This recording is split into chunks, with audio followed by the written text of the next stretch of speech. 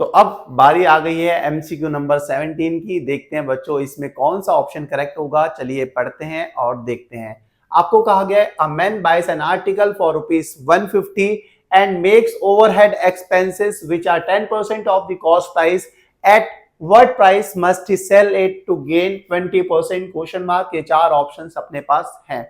आपको कहा गया कि भाई एक आदमी क्या करता है, एक आर्टिकल को खरीदता है कितने रुपए में? 150 रुपीस में खरीदता है। एक आर्टिकल को एक आदमी खरीदता है कितने रुपए में? 150 रुपीस में खरीदता है।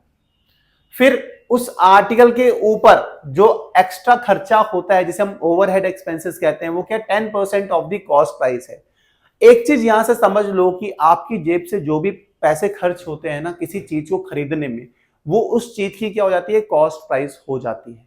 यहां पर आर्टिकल को 150 रुपीस में खरीदा गया, फिर उसके ऊपर जो खर्च किया गया उसको दोनों को ऐड करोगे तो आपके पास सीपी आएगी। तो 150 रुपीस में आर्टिकल को खरीदा, फिर इसके ऊपर ओवरहेड एक्सपेंसेस कितना लगाया भाई? इसके ऊपर जो ऊपरी खर्चा वो हुआ 10% ऑफ कॉस्ट प्राइस। जितने आर्टिकल खरीदा था, कितना खरीदा था? 150 रुपीस का।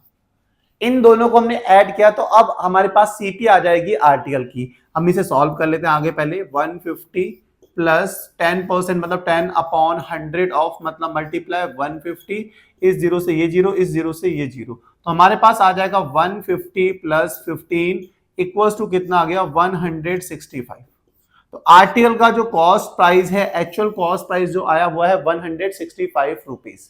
अब आदमी चाहता है कि भाई उसे 20% का गेन हो, तो वो कितने रुपए में बेचे? सेलिंग प्राइस क्या होगा ये आपको बताना है। कितने रुपए में आर्टिकल को बेचा जाए ताकि उस आदमी को 20% का गेन हो? भाई गेन परसेंट कितना चाहता है वो? गेन परसेंट चाहता है 20% का गेन करना चाहता है वो। तो कितने रुपए में बेचे? सेलिंग प्राइस फाइंड करना है। तो भाई सेलिंग प्राइस फाइंड करने का फॉर्मूला होता है 100 plus gain percent upon 100 into में सीपी कॉस्ट प्राइस। तो भाई कॉस्ट प्राइस तो निकाल लिया, 165 आया है, गेन परसेंट भी पता है, तो सेलिंग प्राइस आराम से हमारे पास आ जाएगा।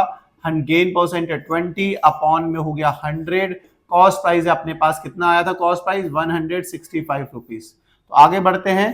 तो 100 प्लस 20 कितना हो गया? 120 अपॉन 100 इंटू में 165। इस जीरो से ये जीरो की कहानी खत्म हो गई।